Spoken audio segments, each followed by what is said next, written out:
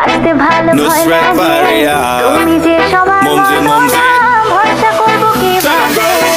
বাংলাদেশের জনপ্রিয় অভিনেত্রী নুসরাত ফারিয়া সম্প্রতি গ্রেফতার হয়েছেন এমন সংবাদে দেশজুড়ে তৈরি হয়েছে আলোড়ন। পুলিশের তরফ থেকে জানানো হয়েছে তার বিরুদ্ধে একটি চলমান মামলার তদন্তের অংশ হিসেবে তাকে রাজধানীর শাহজালাল আন্তর্জাতিক বিমানবন্দর থেকে আটক করা হয়েছে। সূত্র জানায় এই মামলাটি একটি আলোচিত ঘটনাকে কেন্দ্র করে দীর্ঘদিন ধরে তদন্তাধীন ছিল।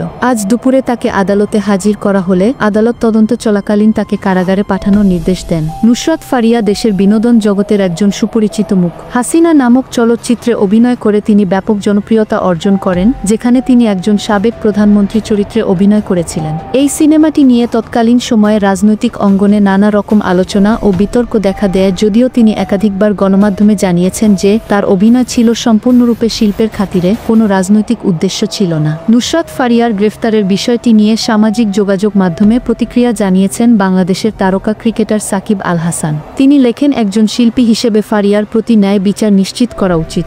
কারো ব্যক্তিগত মতাদর্শ বা পেশাগত কাজের জন্য তাকে হেনস্থা করা অনুচিত। ন্যায় বিচার হোক, পক্ষপাত নয়। এই মন্তব্যে ভক্তদের মধ্যে মিশ্র প্রতিক্রিয়া দেখা যায়। কেউ সাকিবের অবস্থানকে মানবিক ও সাহসী বলে উল্লেখ করেছেন, আবার কেউ মনে করছেন একজন ক্রীড়াবিদ হিসেবে তার আরও নিরপেক্ষ থাকা উচিত ছিল। বর্তমান রাজনৈতিক পরিবেশে এই ধরনের ঘটনা নতুন নয়, এমন মন্তব্য করেছেন কিছু বিশ্লেষক। তারা বলছেন, দেশের রাজনীতির উত্তপ্ত আবহে সংস্কৃতি, মিডিয়া ও ক্রীড়া ক্ষেত্র প্রভাবমুক্ত থাকছে না। তবে তারা এও মনে করেন সব পক্ষকেই আইন ও ন্যায় বিচারের প্রতি আস্থা রাখা উচিত। একাধিক মানবাধিকার সংস্থা এ ঘটনার প্রেক্ষিতে উদ্বেগ প্রকাশ করেছে। তারা বলছে, ন্যায় বিচার নিশ্চিত করতে যেন তদন্তের স্বচ্ছতা বজায় থাকে এবং কোনো ধরনের পক্ষপাত না হয়, সেটি নিশ্চিত করা জরুরি। নুসরাত ফারিয়া একজন জনপ্রিয় শিল্পী, যিনি নিজের অভিনয়ের মাধ্যমে অনেক দর্শকের মন জয় করেছেন। তার এই পরিস্থিতি নিঃসন্দেহে দেশের সংস্কৃতি অঙ্গনের জন্য একটি গুরুত্বপূর্ণ ইস্যু। অন্যদিকে সাকিব আল হাসান এর মতো বিশিষ্ট ব্যক্তিত্বের পক্ষ থেকে মত প্রকাশ দেখা দেশে এখনও স্বাধীনভাবে মত প্রকাশের কিছু জায়গা রয়ে গেছে।